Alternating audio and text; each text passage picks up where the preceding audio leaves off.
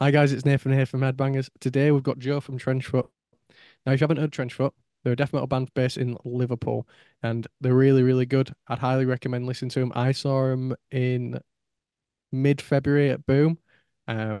Really enjoyable show, really good old school death metal sort of vibes with a new school twist. We sort of talk about how Trenchfoot started originally being his own like sort of one-man band sort of project, and then eventually evolving it into the full-length band that it is, and much more. So yeah, if you do like the podcast and you want to support us, don't forget don't forget to follow us on Instagram. It's Headbangers Podcast on all social medias except for Twitter. It's Headbangers Pod One. Now, don't forget to like and subscribe as well. And if you're listening on streaming, don't forget to leave a rating because it does help us out in the algorithm. Right, without any further ado, here's the episode. How's it going on, guys? It's Brad from Headbangers Podcasts. Today we have Joe from Trenchfoot. How are you doing, man? To start off with. Not too bad. Yourselves? Yeah, doing great, man. So let's start off with a little icebreaker on the show. What's your funniest gig or tour story that you're allowed to say?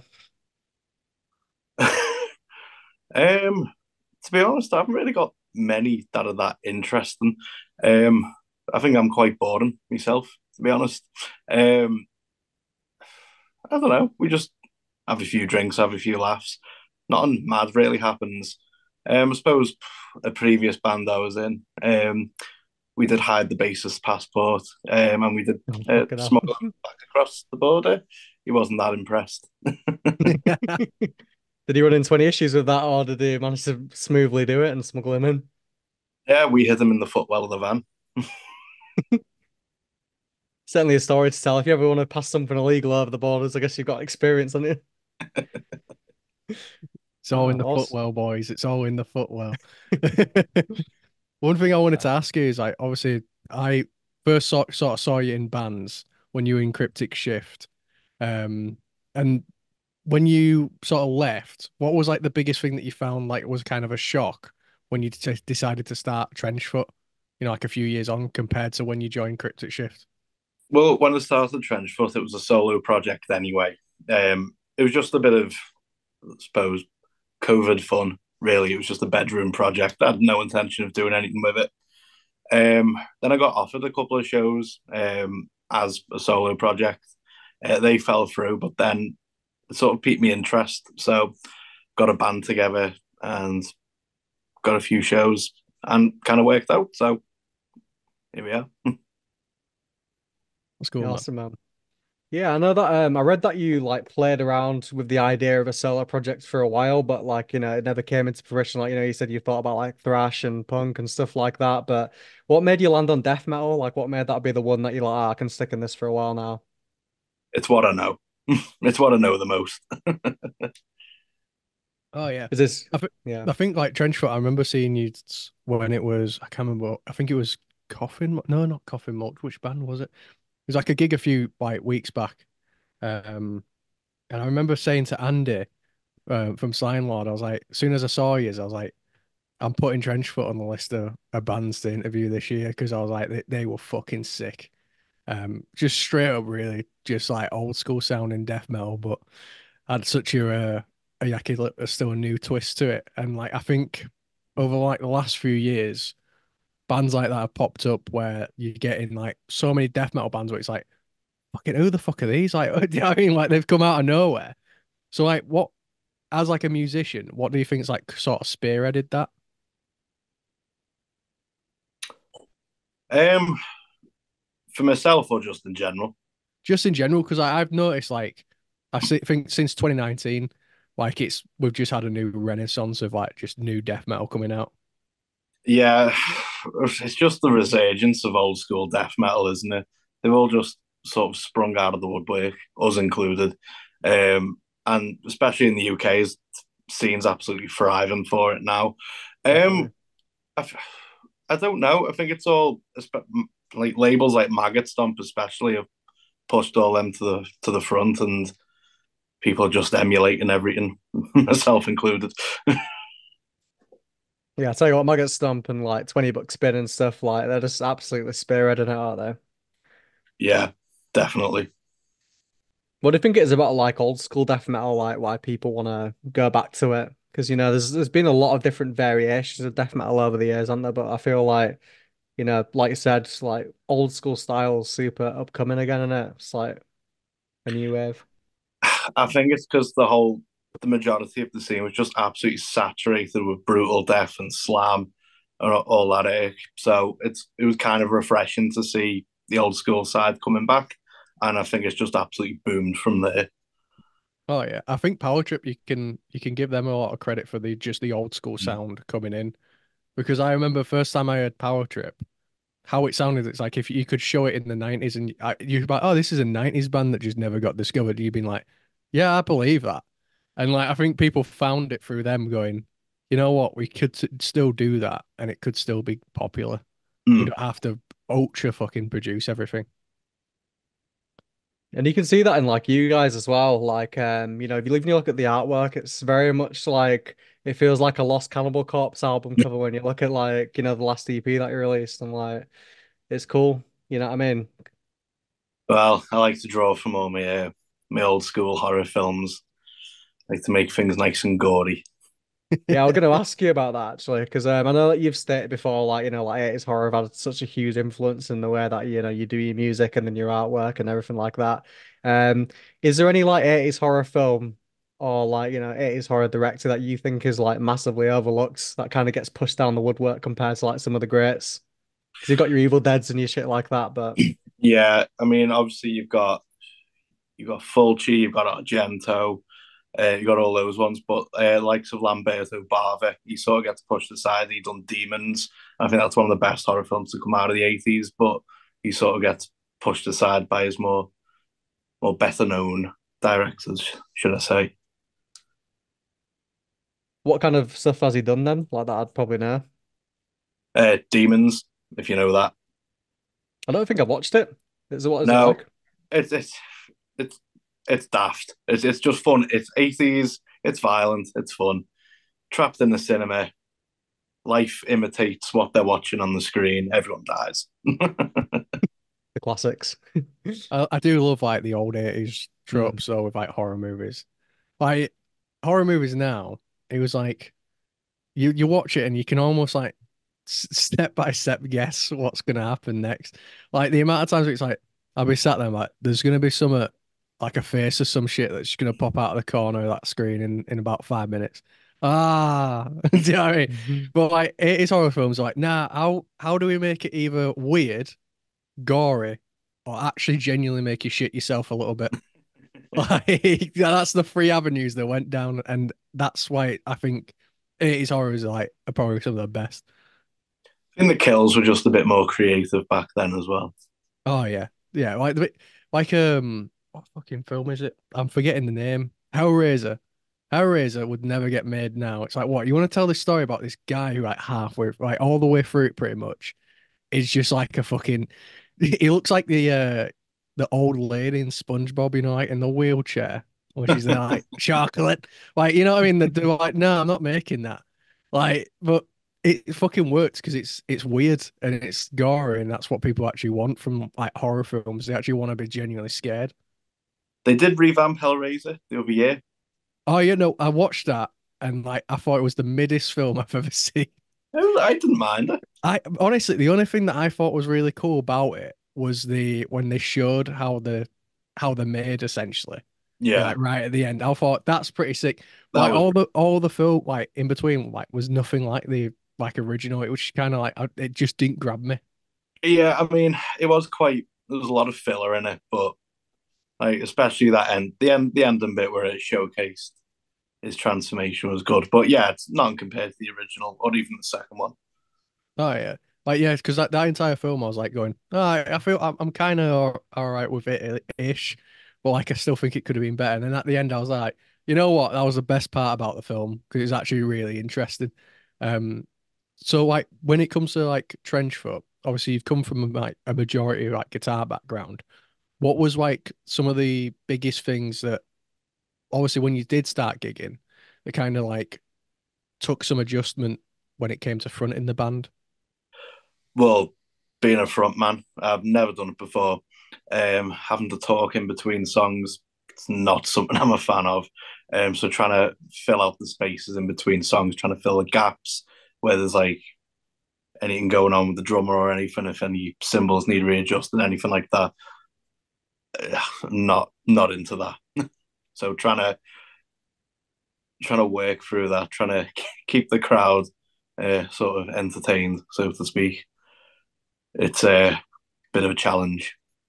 Yeah, it's Oh, interesting yeah. for sure. And like, I always spoke to Chad from Frozen Soul because, like, before I had this conversation with him, I was like, I always just seeing people just get up there and they just do it. Like, I didn't think that actually, like, it takes a lot of talent to speak between songs as well. Just like you said, engage a crowd. Like, I imagine it's pretty tricky. And he was saying about like, he had like no confidence in getting on stage, and for like the first like year or so, he'd just like grab onto the mic and just not let go because he was super nervous, and then like eventually he just like worked his way into it, and now he can like go about and do his thing, and obviously an I mean, I amazing suppose as a the frontman. good thing for myself is I do guitar as well, so I can sort of hide behind that a bit.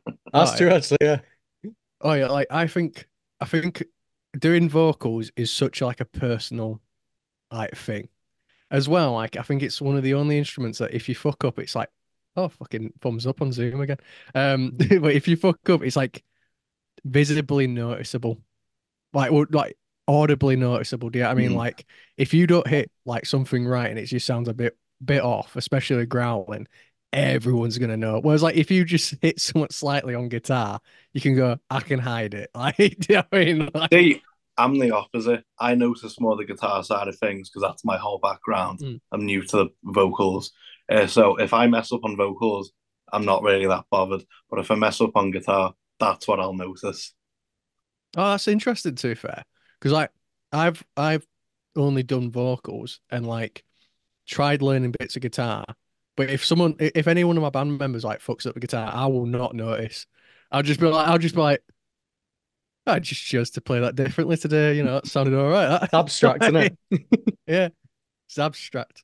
But yeah, no, I always found like vocals is like so personal. Where it's like, it's like you think in the back of your head constantly. Where it's like, I really hope no one thinks this is shit. You know what I mean? Yeah, well, I do have that as well. Right. Well, mate, honestly, they're really good. Like, when I saw you at Boom, I was fucking blown away.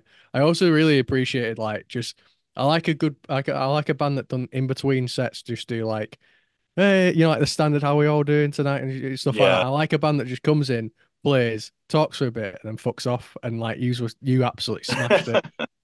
Well, that I mean, I suppose partly that's because I haven't got a clue what to say and I don't like speaking. Yeah, So I've always like I've always seen it as like I've always preferred bands where it's just like, yeah, and the next song's this. And you just cut straight into it where it's like if the track's good enough, everyone's fucking moshing. it'll Do you speak know what for I mean? Like, itself.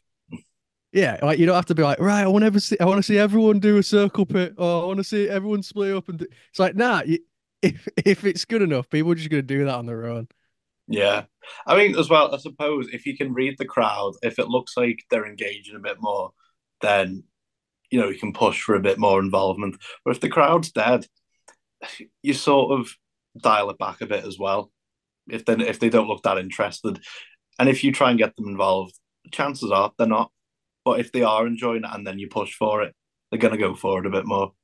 Yeah, that's a good Oh point yeah. actually, because like you'll get sometimes like a band will just not stop trying to get the crowd Mm. involved, and like they'll just and it's just like so I said the music will speak for itself, but if someone's just trying really hard, it just comes off as really cringe, doesn't it? If Yeah. nobody's digging to it. Oh, How did you learn vocals then? When did that come about? Has it been I think, you've always like played with it, or did you learn that later on when you started your solo projects? yeah, I mean, I've tried it in the past. It was more thrashy vocals in the past. But when I quit Cryptic, um, I started up a new band not too long after that. Again, just old school death metal. But I just did vocals with them. And then COVID hit, band disbanded. So I started up Trenchfoot and yeah, just carried on with that. I mean, the first EP, there was no lyrics or any kind of vocal pattern. That was just sort of breathy noise. But then I wanted the second EP, Moral Obscenity, to actually flow a bit more. So I worked harder on the compositions, made sure they actually fitted together, and put actual vocal lines and lyrics to it. Okay. What was like some of like the places that you went to try and learn them, or was it just all just working out what worked best for you? Yeah, I mean, no kind of training, no nothing like that. Just go with it, see what happens. If if I blow my voice out, I blow my voice out is what it is. Yeah. I mean, to be fair, I learned in a similar way, of just kind of like playing a song and then just seeing if I could go towards a song. And if I just I did it until like I found a point where it hurt, I'm like, okay, don't go there. Yeah, But yeah, it's interesting to hearing how people sort of like learn vocals, especially from doing them myself, because it's always different each time. Um, from being in like the scene for quite a few years, what's like some of the biggest changes you've sort of seen as to when you first got into it to now being a fan and also just being in bands?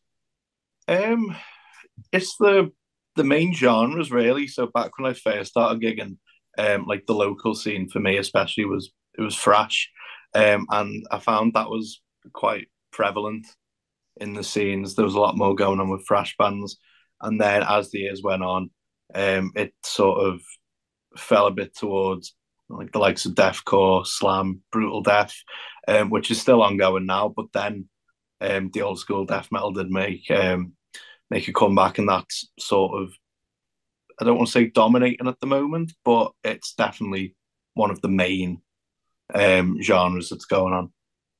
Oh yeah. Because I agree with you on that. Because like I remember when I first got into it, like the only local shows you could go to were mainly thrash shows.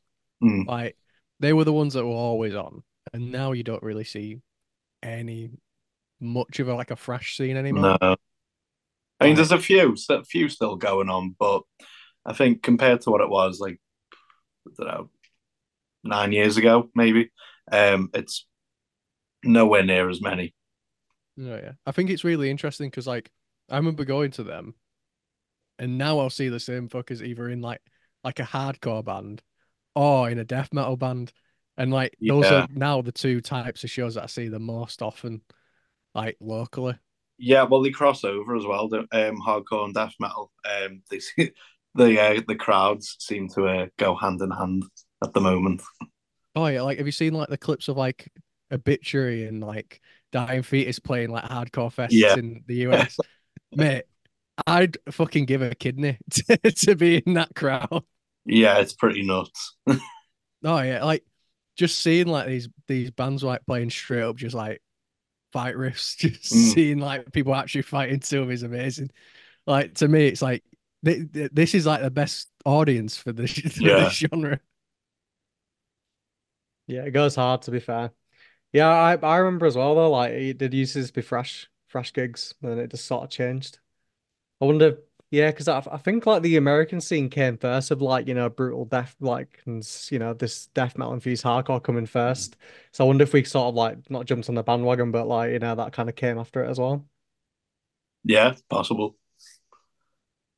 I read as well that that you love focusing on music, but like you like playing live is not something that you're actually that fussed about.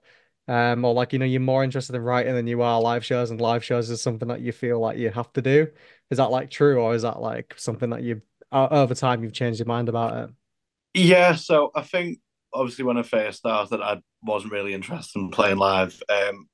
It was one of the main reasons I left Cryptic, was just I couldn't be bothered doing live shows really anymore. It just wasn't for me. I don't know. I just sort of stopped enjoying playing live really. But then as it went on with time, and I've started slowly getting back into it, practicing with a full band, playing a few shows, I'm starting to get that spark back where I'm enjoying it again. Because for ages I had no interest in playing live ever. But I'm starting to enjoy it slowly again now. Why do you think it's changed for you with Trenchfoot? Because it's like your own project and you're a bit more involved in it. Yeah, I think because it's my own stuff. I'm writing really what I want to hear. So it's my own music, and it's stuff that I'd enjoy listening to if someone else wrote it. So I think that's why it's more. I don't want to say fun, but I get a bit more of a kick out of playing it. Well, yeah. Yeah, definitely. Because I imagine like if you're writing it or when you started it as a one man band sort of thing, like it must be like so much more like it must feel better like seeing people enjoy it more because like this is all me. Like, Yeah, no, it is quite nice to see when people are enjoying themselves. Like, I wrote this. It's nice to see people enjoying it. oh yeah, like what would like you say would be obviously you say that you write the stuff that you want to hear. What would you say is in terms of like bands that you would listen to when you are writing? Who are those bands that you'd pop on Spotify and be like, okay, I need a bit of inspiration. Let's listen to, like so and so, so and so. Like, what are those bands for you? Um, I'm not the most adventurous, so I do like to stick with what I know. Really, I mean, sometimes I'll venture out, but to be honest, it's mainly it's Death, it's Cannibal Corpse, it's Obituary, it's all the old stuff. I mean, occasionally some of the newer stuff will sneak in, but I think for main inspiration, it's Floridian scene for me. Oh, yeah. Like, I appreciate Def as well because Def are fucking unbelievable.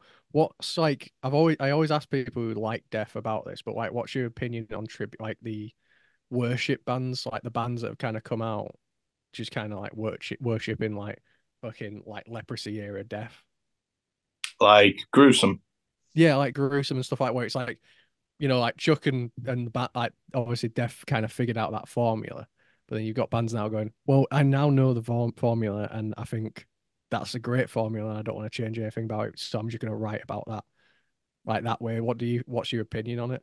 I think if I was going to sit down and properly rip something off, I would do that myself. I would just Ah, I'd clone leprosy. that's the thing. Like me and my mate were talking about it, and like it's like what? It's cool because it's like kind of like in a way you still get like new Def albums just from different bands, but Yeah. like it's also it feels a bit. I don't know. It feels a bit like cheeky. Do you know what I mean? Like no, it's like someone else like took ages going right. This is the exact way I want something to sound, and then someone like 10, 20 years later went, right, and that's gonna be my full fucking discography. Do you know what I mean? Like, it's just like it's cool, but it's also like it's odd in a weird way.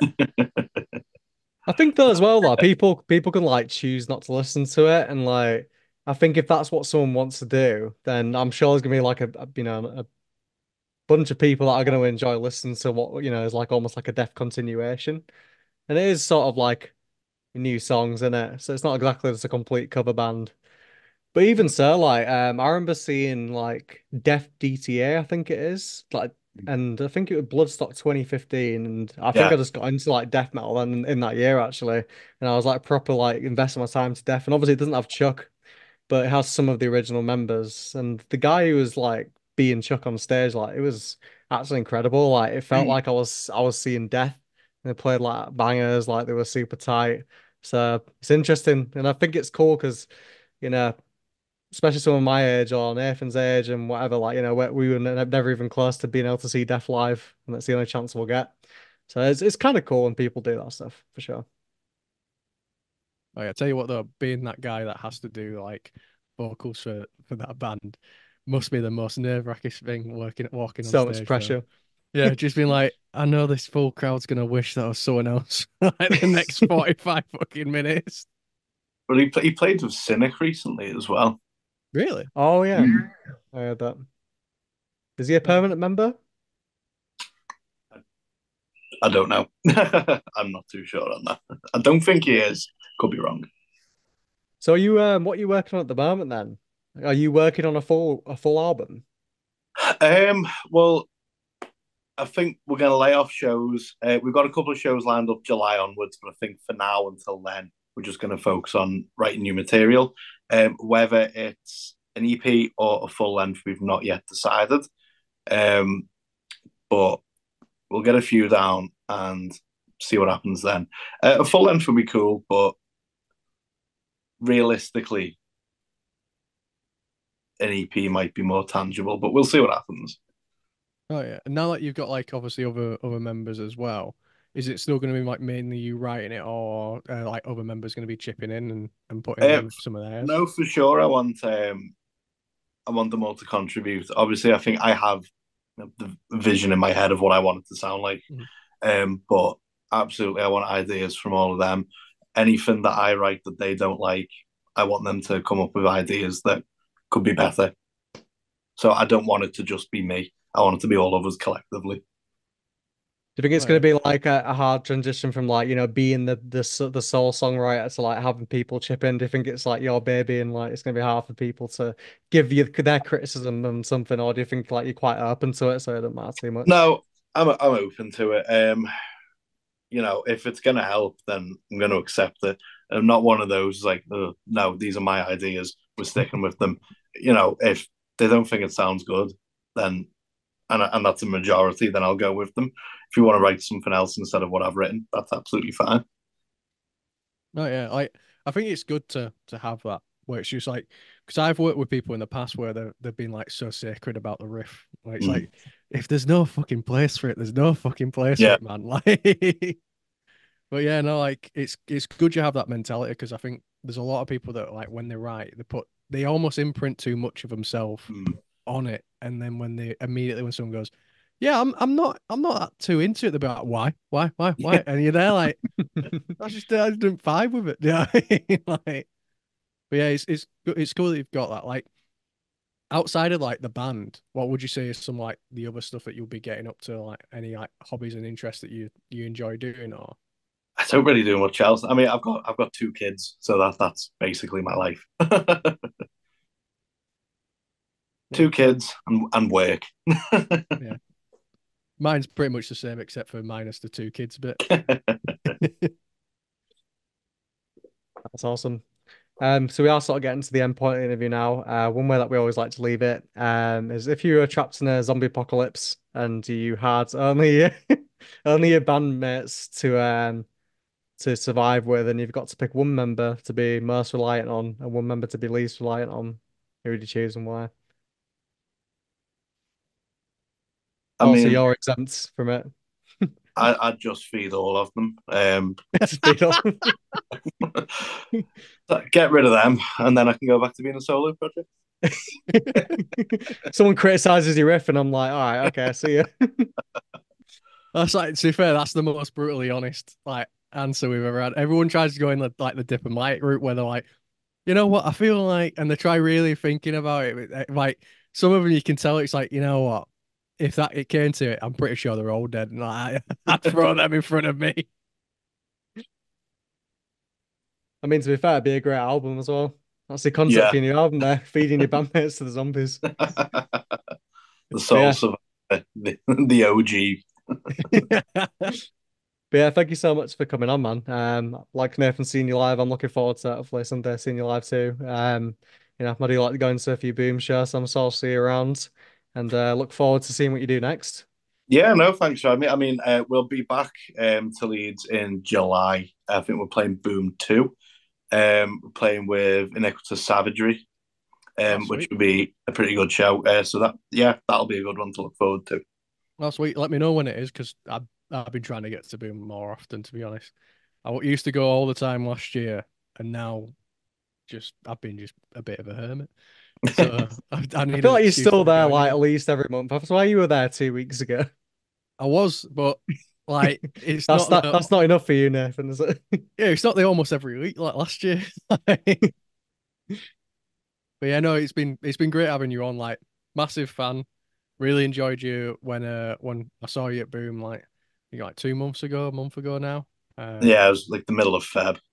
Yeah, middle of Feb, and like obviously when I saw you guys then, made immediately put you on the list to get interviewed, because you guys are sick. So I'm like, excited to see what comes out of Trenchfoot in the future as well. No, thank you. Yeah, definitely keep an eye out. It'll should hopefully be good.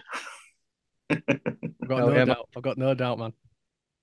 All right, well, thank you very much. All the best, and catch you soon. And you, cheers, guys.